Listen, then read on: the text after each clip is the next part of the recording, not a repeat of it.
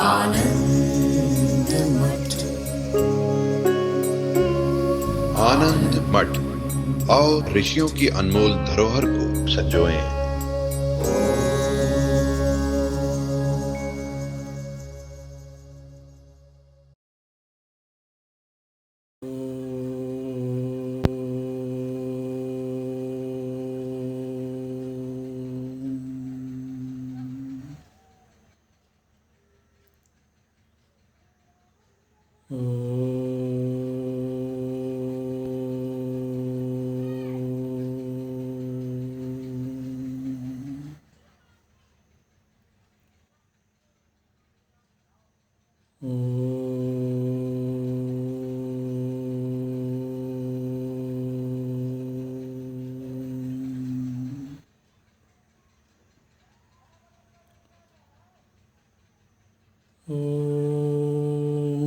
भद्रं कर्णेभिः शृणुयाम देवाः, भद्रं पश्येमाक्षभिर्यजत्राः, स्थिरैरङ्गैस्तुष्ट्वागुंसस्तनूभिः व्यशेम देवहितं यदायुः। स्वस्ति न इन्द्रो वृद्धस्रवाः, स्वस्ति नः पूषा विश्ववेदाः,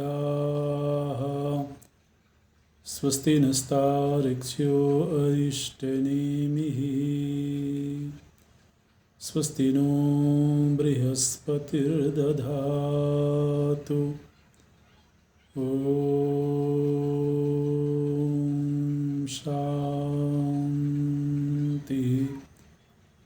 शान्ति शान्तिः।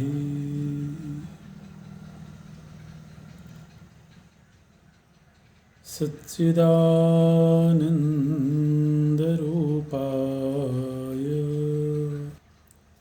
विश्वोत्पत्त्यादिहेतवे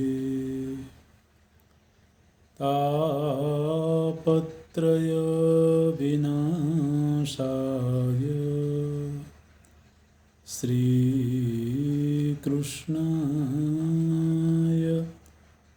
वयं नमः। श्रीकृष्णाय वयं नमः। नारायणं नमस्कृत्य नरं चैव नरोत्तमं, देवीं सरस्वतीं व्यासं ततो जयमुदीरयेत्। ततो जयमुदीरयेत्।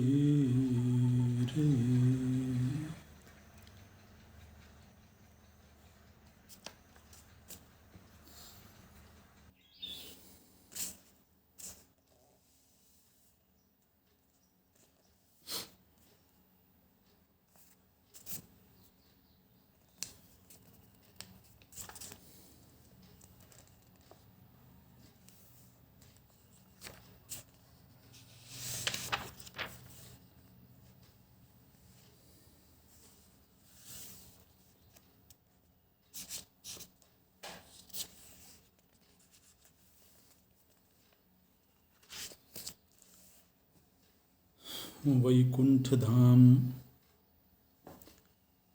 का स्वरूप क्या है और वैकुंठ धाम में किस तरह के लोग रहते हैं,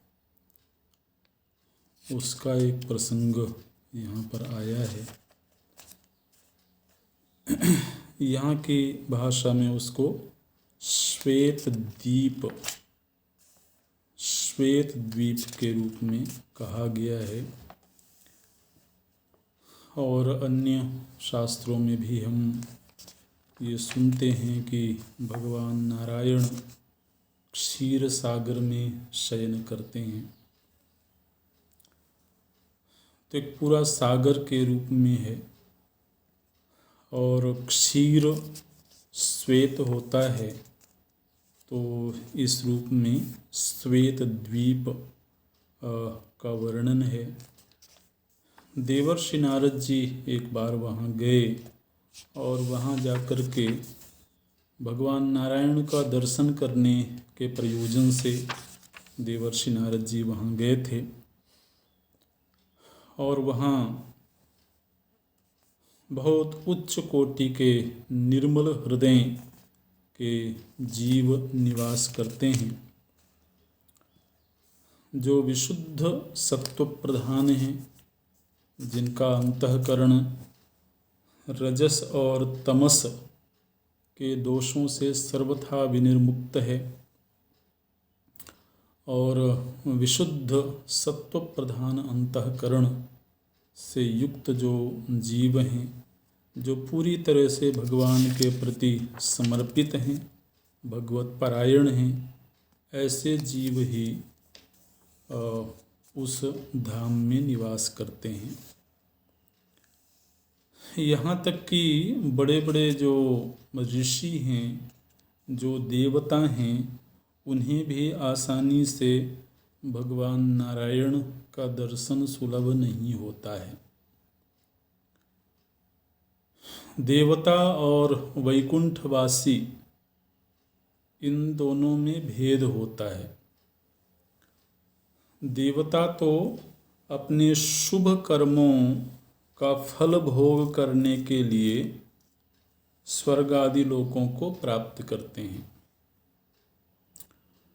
वो भोग प्रधान लोक हैं। इसलिए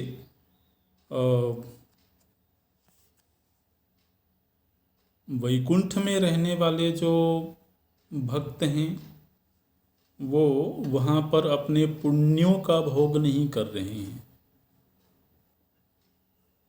वो भगवान की उपासना से भगवत सानिध्य को प्राप्त किया है उन्होंने, और वहाँ भगवान की सेवा, भगवान की सन्निधि प्राप्त करने के प्रयोजन से वहाँ रहते हैं,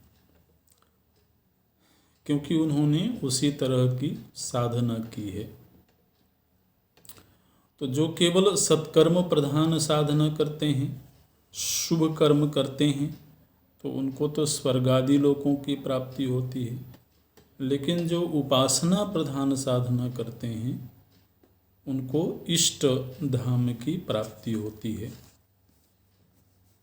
वहाँ भी समग्र ऐश्वर्य उनको सुलभ होता है, सारे भोग सुलभ होते हैं, लेकिन भोगों को केंद्र में रख करके उन्होंने साधना नहीं की हुई है, इसलिए वो भगवत धाम के अधिकारी होते हैं।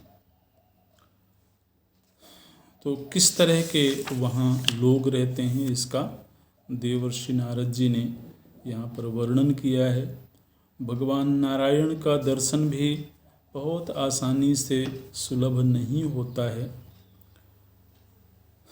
देवर्षि नारद जी उसी कोटि के भक्त हैं जिस कोटि के भक्त वैकुंठ में निवास करते हैं। इसलिए देवर्षि नारद जी को तो भगवान नारायण का दर्शन सुलभ हो जाता है, लेकिन अन्य ऋषियों को भी, यहाँ तक कि बृहस्पति आदि जो देवताओं के गुरु हैं, अथवा शुक्राचार्य जी जो असुरों के गुरु हैं, उन्हें भी भगवान नारायण का दर्शन सुलभ नहीं होता है। इस तरह से तो एक ये वैकुंठ धाम का वर्णन प्राप्त होता है। फिर एक पांचरात्र एक ग्रंथ है, तो बहुत विशालकाय एक ग्रंथ प्रकट हुआ था और सप्तर्षियों ने उस ग्रंथ को प्रकट किया था। वेद तुल्य ही वह ग्रंथ था उसको पांचरात्र बोलते हैं। उस पांचरात्र ग्रंथ में धर्म का पूरे विस्तार से वर्णन देखने में आता है और उपासना संबंधी समूची विद्या उसमें निहित है। तो उस पांचरात्र नामक ग्रंथ का उद्भव कैसे हुआ, उसका निर्माण कैसे हुआ, उसका वर्णन भी यहाँ पर किया गया है।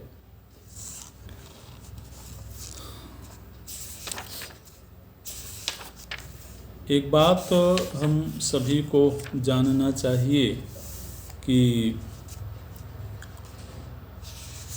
हमारी जो वैदिक परंपरा है, वैदिक परंपरा के जो शास्त्र हैं, वो शास्त्र जीवंत माने जाते हैं, सजीव माने जाते हैं।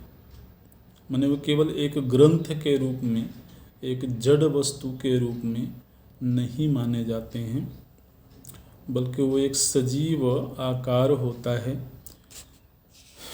और उनका भी प्राकट्य होता है। जिस तरह से देवताओं का अथवा भगवान का प्राकट्य होता है, अवतरण होता है, इसी तरह से शास्त्रों का भी प्राकट्य होता है। ये जो सनातन धर्म है, सनातन परंपरा है, एकमात्र यही दुनिया में धर्म है। आज हम दुनिया में जो अनेक तरह के धर्मों की चर्चा सुनते हैं, तो वास्तव में वो धर्म नहीं है। वो सब अलग अलग पंथ हैं। पंथ और धर्म में भेद होता है। जिसको अंग्रेजी में रिलीजन कहते हैं, तो वास्तव में रिलीजन का अर्थ धर्म नहीं होता है। धर्म का वो अनुवाद नहीं है। धर्म का अर्थ बिल्कुल भिन्न है और रिलीजन शब्द का अर्थ बिल्कुल भिन्न है। वो तो नासमझी में लोगों ने एक ही मान लिया और प्रयोग करने लगे हैं। लेकिन धर्म तो सृष्टि में एक ही होता है। धर्म अनेक नहीं हो सकते हैं। विचारधाराएं अनेक हो सकती हैं, जीवन शैली अनेक हो सकती है, जीने का ढंग अनेक हो सकता है। लेकिन जहाँ तक धर्म की बात है, इसको ऐसे ही समझें कि जैसे अग्नि का धर्म है उष्णता, ठीक है, उष्णता अग्नि का धर्म है। तो अब ये धर्म क्या अनेक प्रकार का होगा?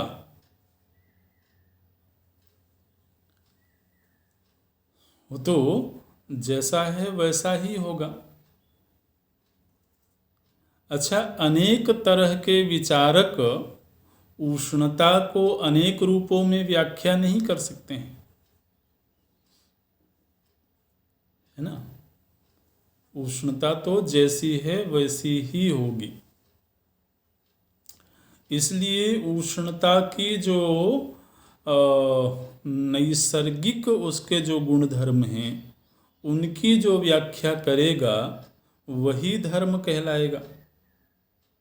अग्नि के धर्म की व्याख्या करने वाला शास्त्र, अग्नि के धर्म की चर्चा करने वाली जो विचारधारा है, वही एकमात्र धर्म होगी। अब ऐसा तो नहीं हो सकता है कि दुनिया में जितने भी भौतिक पदार्थ हैं, उन भौतिक पदार्थों का गुणधर्म अलग अलग मान्यताओं के आधार पर अलग अलग हो जाए। ऐसा होगा क्या?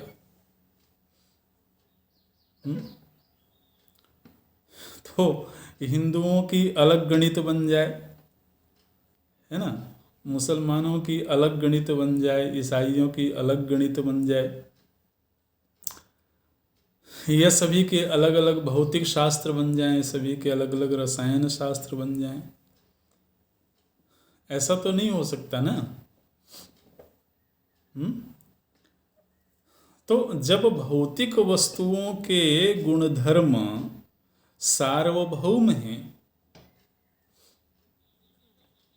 सभी के लिए एक जैसे ही हैं, चाहे किसी भी मान्यता का व्यक्ति हो, वो यही कहेगा कि यदि व्यक्ति को प्यास लगेगी तो वह प्यास जल पीने से ही बुझेगी। हैं? कोई और मतावलंबी कोई और वस्तु खोज के ले आएगा क्या? नहीं लाएगा। तो जब भौतिक वस्तुओं का गुणधर्म सार्वभौम है, तो इन समस्त भौतिक वस्तुओं का जो आधारभूत तत्व होगा उसका गुणधर्म भिन्न कैसे हो जाएगा, है ना। इसलिए सत्य की जो यथार्थ व्याख्या करेगा वही धर्म होगा, और वह व्याख्या किसी व्यक्ति के द्वारा नहीं की जा सकती है, वो व्याख्या भी शाश्वत ही होगी। ध्यान रखिएगा, अग्नि उष्ण है, ये जब किसी आचार्य ने कहा तब उसमें उष्णता आई या उष्णता पहले से ही थी, किसी ने केवल वो शब्द दे दिया, है ना। उस वस्तु का तो गुण उस वस्तु के साथ ही प्रकट होता है, कोई केवल उसको शब्द दे सकता है। तो इसी तरह से परमात्मा का जो स्वरूप होगा, परमात्मा का जो गुण होगा, वो तो शाश्वत ही होगा। इसलिए उस गुण को बताने वाला जो विचार होगा, जो शास्त्र होगा, वो भी शाश्वत होगा। इसलिए हमारी जो वैदिक परंपरा है उसका ये मानना है कि जो मूल शास्त्र हैं वैदिक परंपरा के, वो किसी के द्वारा लिखे नहीं जाते हैं, वो उस वस्तु के साथ ही प्रकट होते हैं, वो शाश्वत होते हैं। और यहाँ के संदर्भ से देखें तो वो जीवंत भी होते हैं, वो केवल जड़ वस्तु के रूप में नहीं होते हैं। तो इसी तरह जैसे वेदों का प्राकट्य होता है, हर कल्प में जब सृष्टि प्रकट होती है तो सृष्टि के साथ साथ में वेद भी प्रकट होते हैं। इसी तरह से समय समय पर धर्म का विस्तार, धर्म की व्याख्या करने के लिए अलग अलग ग्रंथ प्रकट होते हैं। उन्हीं में से एक ग्रंथ है पांचरात्र। तो सप्तर्षियों के माध्यम से उस ग्रंथ का प्राकट्य हुआ, ये प्रसंग यहाँ पर वर्णित है। और वह प्रकट हुआ था सतयुग में। वह बहुत ही सूक्ष्म ग्रंथ है, कलयुग में वो अप्राप्त है, क्योंकि उसी समय पर ब्रह्मा जी ने ये कह दिया था कि यह बहुत ही सूक्ष्म और पवित्र ग्रंथ है, इसलिए यह सतयुग के अंत में लुप्तप्राय हो जाएगा, ऐसा ब्रह्मा जी ने कहा था। तो फिर इसी विचार के क्रम में देवर्षि नारद जी जब श्वेत द्वीप में भगवान नारायण का दर्शन करने के लिए गए, तो वहाँ भगवान नारायण और देवर्षि नारद जी के बीच में संवाद होता है। उस संवाद के क्रम में देवर्षि नारद जी ने भगवान से पूछा, भगवान के अवतारों के संदर्भ में। अनेक तरह के अवतारों का प्रसंग सुना जाता है। तो यहाँ पर मुख्य रूप से 10 अवतारों के विषय में स्वयं भगवान नारायण बताते हैं देवर्षि नारद जी को। बोलते हैं, शृणु नारद तत्वेन प्रादुर्भावान् महामुने मत्स्यः कूर्मो वराहश्च नरसिंहश्च वामनः रामो रामश्च रामश्च कृष्णः कल्की च ते 10। ये 10 अवतार हैं। ये अवतार किस प्रयोजन से हुए हैं, मुख्य किस कार्य को संपन्न करने के लिए हुए हैं? तो बोलते हैं मत्स्य अवतार जो हुआ वह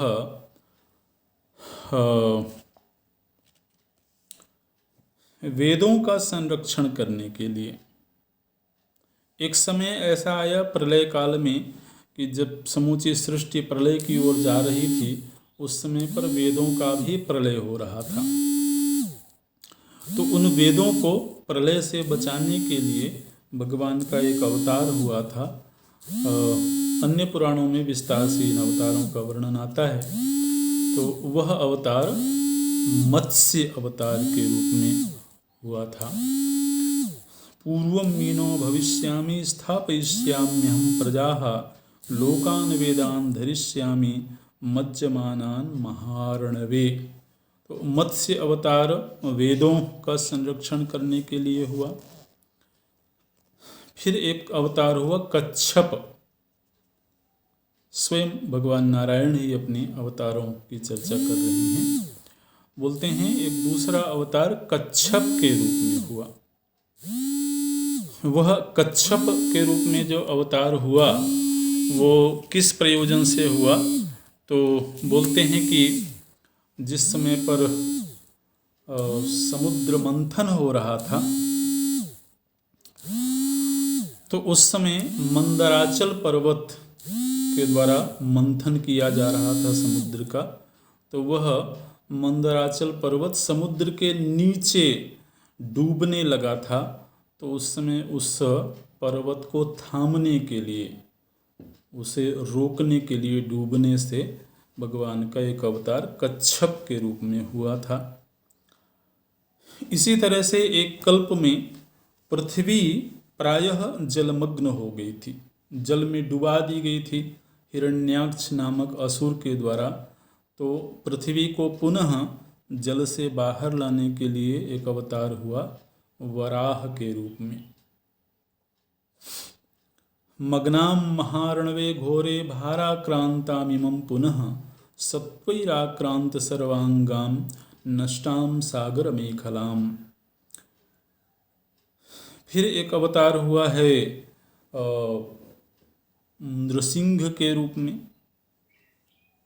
प्रहलाद जी का संरक्षण और हिरण्यकशिपु का वध करने के लिए एक अवतार हुआ नरसिंह के रूप में। इसी तरह से एक अवतार हुआ है वामन के रूप में, जिस समय पर बलि, विरोचन पुत्र बलि हुए हैं। तो एक बार उनका बहुत बल पराक्रम बढ़ गया था और उससे देवताओं को बहुत पीड़ित होना पड़ा था। तो देवताओं का उद्धार करने के लिए और महाराज बलि का पराभव करने के लिए भगवान को एक अवतार लेना पड़ा, वामन अवतार बोलते हैं। फिर एक त्रेता युग में एक अवतार हुआ है परशुराम के रूप में।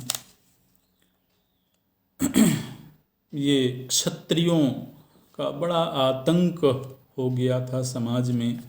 तो उस समय पर क्षत्रियों के घरों में असुरों ने जन्म धारण कर लिया था। क्षत्रियों का सीधे संहार करने के लिए नहीं, क्षत्रिय तो स्वयं भगवान नारायण के बाहुओं से उत्पन्न होते हैं। तो क्षत्रिय स्वयं ही समाज का संरक्षण करने के लिए उत्पन्न होते हैं। किंतु एक समय ऐसा आया जब असुरों ने क्षत्रियों के घरों में जन्म ले लिया था और बजाय समाज का संरक्षण करने के वो समाज को पीड़ित करने लगे थे। धर्म का लोप होने लगा था। तो उस समय फिर क्षत्रियों का संहार करने के लिए भगवान का एक अवतार हुआ परशुराम के रूप में। और फिर त्रेता और द्वापर के संधि काल में एक अवतार हुआ है प्रभु श्री राम के रूप में। उस अवतार का प्रसंग तो हम लोग जानते ही हैं। इसी तरह से द्वापर और कली, इन दोनों के संधि काल में दो अवतार यहाँ की चर्चा के अनुसार बोलते हैं, श्री बलराम और श्री कृष्ण के रूप में। ये द्वापर के अंत में और कली के आरंभ में दोनों का जो संधि काल था, उस समय पर श्री कृष्ण और बलराम के रूप में भगवान नारायण का एक अवतार हुआ। और इसी तरह से कलयुग में फिर कल्कि के रूप में एक अवतार का वर्णन है। तो 24 अवतार भी सुने जाते हैं। यहाँ पर भगवान नारायण के द्वारा 10 अवतारों का वर्णन किया गया है। भीष्म जी बोलते हैं कि युधिष्ठिर, यह सृष्टि की आयु कितनी है ये कोई कह नहीं सकता है। हमारी वैदिक परंपरा तो अनादि मानती है, लेकिन अनादि में भी कालों की गणना की जाती है। तो उसमें बोलते हैं हजारों महाकल्प बीत चुके हैं, हजारों बार इस सृष्टि का प्रलय हो चुका है और हजारों बार इसका उद्भव भी हो चुका है। तो हर कल्प में, हर युग में भगवान का अलग अलग रूपों में अवतार होता है।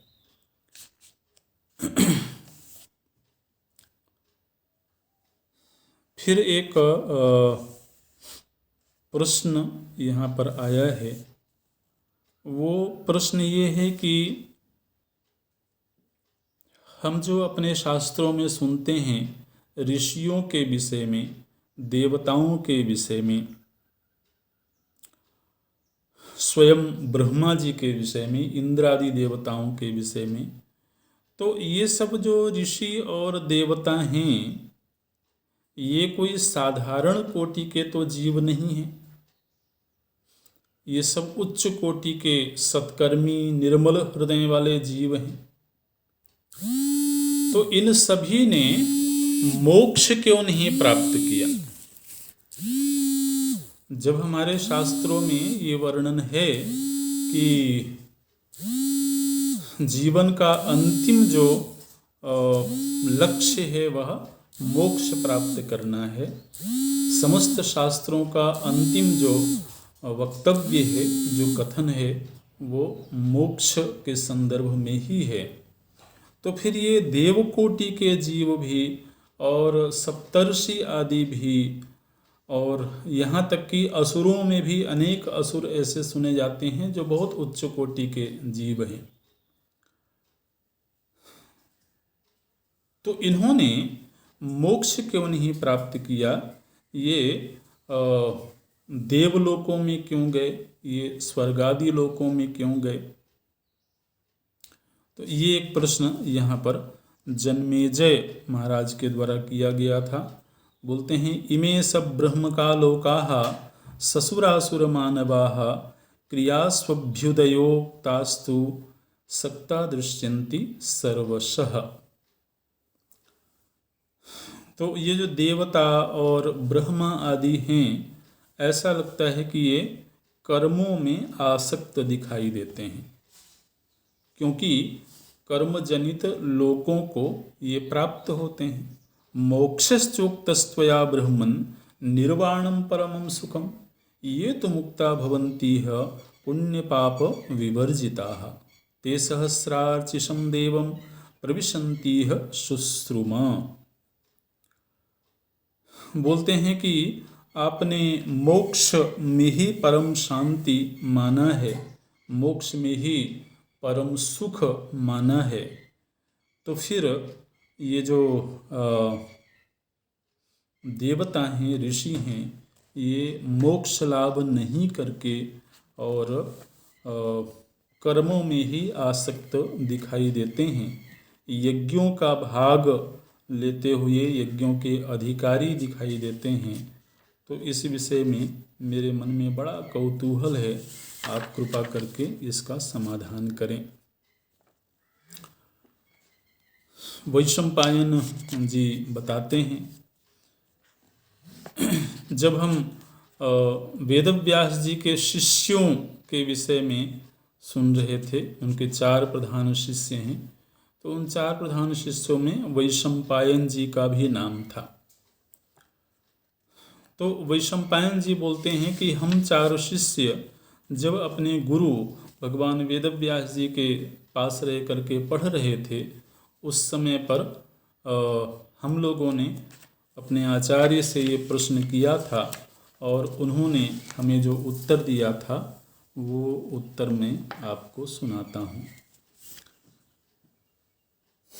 बोले कि हमारे आचार्य भगवान वेदव्यास जी त्रिकालदर्शी हैं, तो उन्होंने अपने योग दृष्टि से, दिव्य दृष्टि से उस रहस्य को देखा था जिस समय सृष्टि का उद्भव हो रहा था। क्योंकि सृष्टि के उद्भव काल में ही देवताओं ऋषियों का अवतरण हुआ, जन्म हुआ। तो बोले हमारे आचार्य ने उस उद्भव की घड़ी को अपने दिव्य दृष्टि से देखा और उन्होंने देखा कि भगवान नारायण से ब्रह्मा जी का प्राकट्य हुआ और फिर ब्रह्मा जी से सप्तर्षि उत्पन्न हुए। ब्रह्मा जी के क्रोध से रुद्र की उत्पत्ति हुई, इस तरह से वर्णन करते हैं। वही जो रुद्र हैं वो अहंकार के रूप में भी माने गए। पंचभूतों के उत्पन्न हो जाने के बाद सप्तर्षियों का जन्म हुआ था। वो सप्तर्षि कौन हैं? तो बोलते हैं मरीचि, अंगिरा, अत्रि, पुलस्त्य, पुलह, क्रतु, वशिष्ठ। ये तो 7 ऋषि हैं और 8वें महाराज मनु। तो ये 8 जो विशेष ऋषि हुए हैं, ये उत्पन्न हुए थे आरंभ में ही। ब्रह्मा जी के माध्यम से ही इनकी उत्पत्ति हुई थी और ब्रह्मा जी के रोष से भगवान रुद्र का अवतरण हुआ। रुद्रो रोषात्मको जातो दशान्यान सोसृजत स्वयं एकादशैते रुद्रास्तु विकार पुरुषाः स्मृताः। तो एक ही रुद्र का प्रादुर्भाव हुआ था, फिर एक ही रुद्र ने अन्य 10 रुद्रों को उत्पन्न किया, तो फिर 11 रुद्र माने गए, एकादश रुद्र। तो ये जब रुद्र और 8 ऋषि और स्वयं ब्रह्मा जी जब उत्पन्न हुए, तो इन सभी ने, माने ऋषियों और रुद्र आदि ने ब्रह्मा जी से पूछा कि हमें किस लिए उत्पन्न किया गया है और हमारा कार्य क्या है, हमारी सेवा क्या है। तो उस समय पर ब्रह्मा जी बोले कि हम सभी को अपने अपने कार्यों का निश्चय करने के लिए स्वयं भगवान नारायण के पास जाना होगा। भगवान नारायण ही बताएंगे कि हम सभी क्यों उत्पन्न हुए हैं। तो फिर सभी लोग भगवान नारायण के धाम में जाते हैं, भगवान नारायण की स्तुति करते हैं और जब भगवान नारायण का उन सभी के सामने प्राकट्य होता है तो उन सभी ने भगवान नारायण से प्रश्न किया। तो उस समय पर भगवान नारायण इन सभी ऋषियों से बोलते हैं कि विज्ञातम वो महाकार्यम तच्च लोकहितम महत् प्रवृत्ति युक्तम कर्तव्यम युष्मत् प्राणोपब्रह्मणम। बोले कि ब्रह्मा आदि देवता और ऋषि ये सभी जगत का विस्तार करने के लिए उत्पन्न किए गए हैं। इसलिए इनको प्रवृत्ति रूप धर्म का पालन करना है। द्विधो वैदिको धर्म, प्रवृत्ति मार्ग और निवृत्ति मार्ग। तो ये जो ऋषि उत्पन्न हुए हैं, मनु उत्पन्न हुए हैं, और ब्रह्मा रुद्र आदि जो देवता उत्पन्न हुए हैं, ये सब किस लिए उत्पन्न किए गए हैं? बोले लोकहितम, लोक का हित करने के लिए, माने लोक का विस्तार करने के लिए इनको उत्पन्न किया गया है। इसलिए इनको प्रवृत्ति रूप धर्म का पालन करना है। ब्रह्मा जी को ये कार्य दिया गया कि वो हर कल्प में सृष्टि का निर्माण करेंगे। सृष्टि का निर्माण करके और ऋषियों को उत्पन्न करेंगे, देवताओं को उत्पन्न करेंगे, रुद्र को उत्पन्न करेंगे, और फिर ब्रह्मा जी स्वयं उनके प्रवृत्ति रूप और निवृत्ति रूप कार्यों का विभाग करेंगे। तो वास्तव में तो कुछ देवता ऐसे हैं जिनको स्वयं भगवान नारायण के द्वारा सृष्टि का संचालन करने के लिए उत्पन्न किया गया है। इसलिए वो मोक्ष प्राप्त नहीं कर सकते हैं।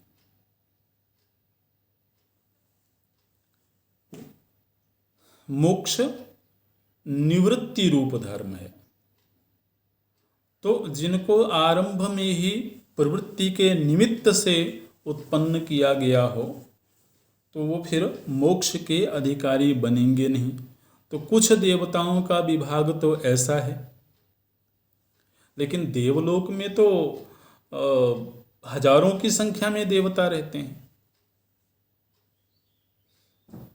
है ना। देवलोक में तो बहुत सत्कर्मी जाते हैं।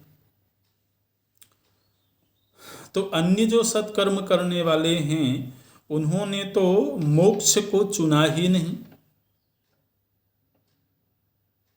भाई इस दुनिया में भी जानते हुए भी हर व्यक्ति मोक्ष का चुनाव थोड़ी करता है।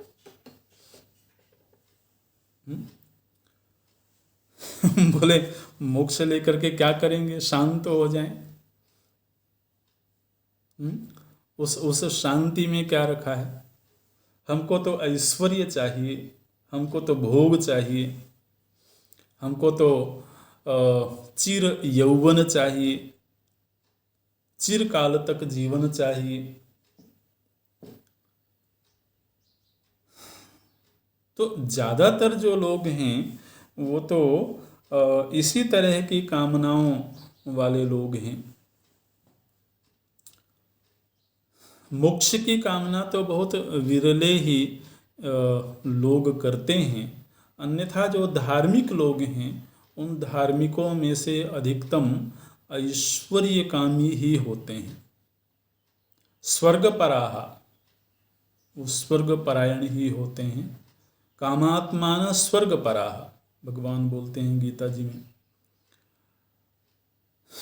तो इसलिए जिन्होंने केवल ऐश्वर्य प्राप्त करने की इच्छा से ही साधनाएं करी हैं, तो उन्हें जबरदस्ती तो मोक्ष नहीं दिया जाएगा।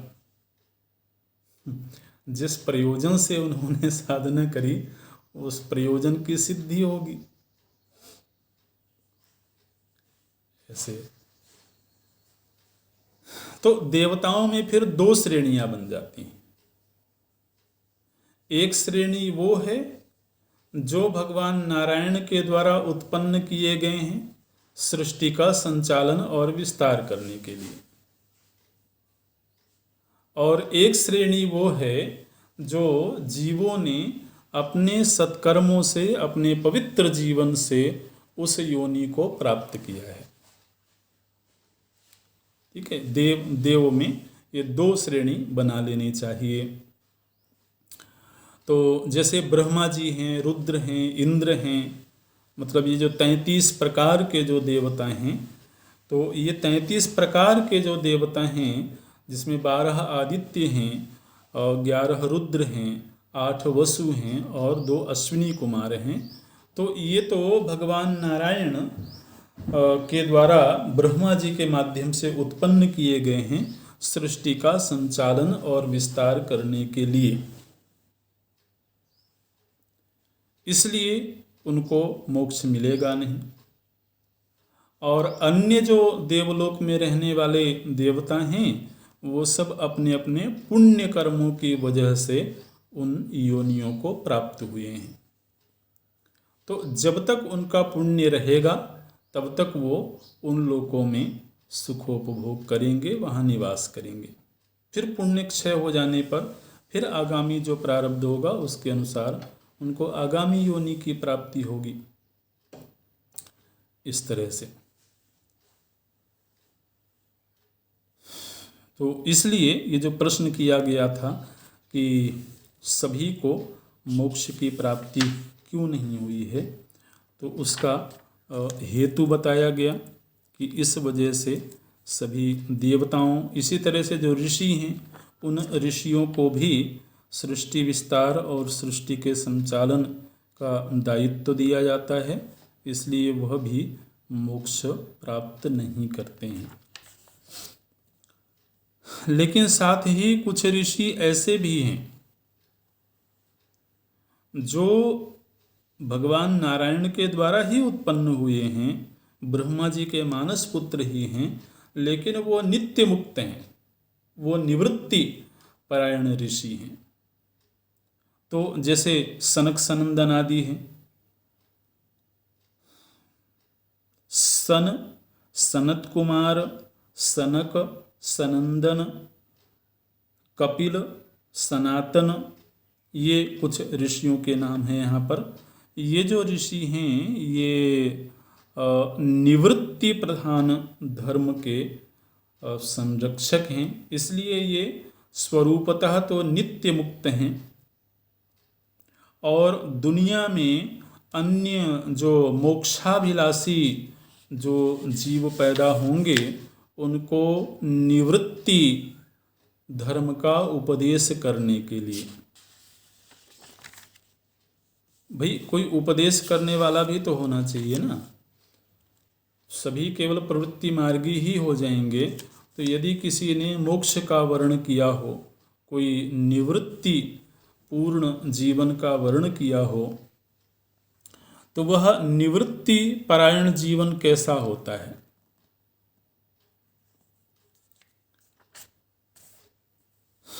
उपदेश दो तरीके से होता है, एक तो अपने जीवन जीने के ढंग से होता है और एक वाणी से होता है।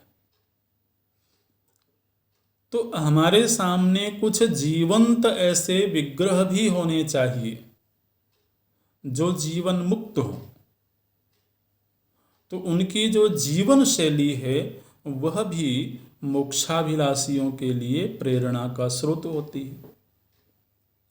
और साथ ही उनको मार्गदर्शन की भी आवश्यकता है, साधन पथ संबंधी मार्गदर्शन की आवश्यकता है।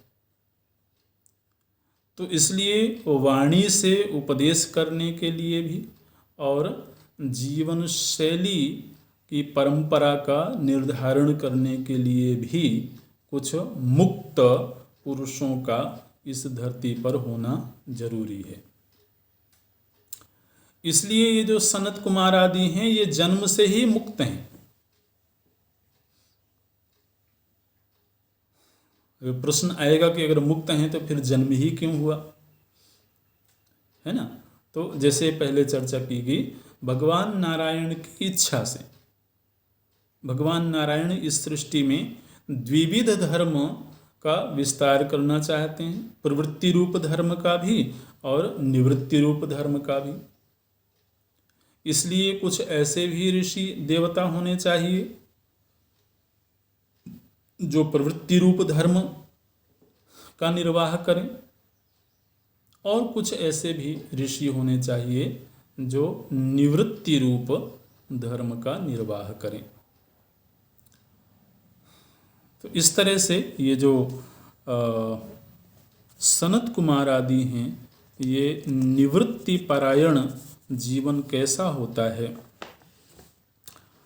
उसकी प्रेरणा देने के लिए इनका अवतार हुआ है। और ये हर युग में रहते हैं। ये ऐसे ऋषि हैं जिनकी अव्याहत गति होती है, किसी भी लोक में जा सकते हैं और हर युग में ये वर्तमान रहते हैं। हर युग में रहते हुए भी इनकी अवस्था में कोई परिवर्तन नहीं होता है। मुख्य रूप से जो सनत कुमार हैं 4, तो ये पंचहायनः 5 वर्षीय हैं, तो अनादिकाल, लेकिन उनके विग्रह को, उनके शरीर को देखेंगे तो वह शरीर हमेशा 5 वर्ष के बालक का जैसा शरीर होता है, वैसा ही उनका शरीर हमेशा रहता है। ऐसे हैं। तो इन निवृत्ति परायण धर्म का उपदेश करने के लिए भगवान नारायण के द्वारा ये उत्पन्न किए गए और भगवान नारायण ने उनको आज्ञा दिया, बोले कि ये जो आप लोगों का अवतार हुआ है, ये किस लिए हुआ है? बोले एते योग विदो मुख्याः सांख्य ज्ञान विशारदाः आचार्य धर्मशास्त्रेषु मोक्ष धर्म प्रवर्तकाः। बोले कि ये जो सनत कुमार आदि ऋषि हैं, ये योगवेत्ता होंगे, सांख्य शास्त्र के ज्ञाता होंगे, धर्म शास्त्रों के ज्ञाता होंगे और मोक्ष धर्म के प्रवर्तक होंगे। ऐसे तो भगवान नारायण की प्रेरणा से ही, उन्हीं के संकल्प से ये ऋषि भी दुनिया में विचरण करते हैं और मोक्ष धर्म का उपदेश करते हैं।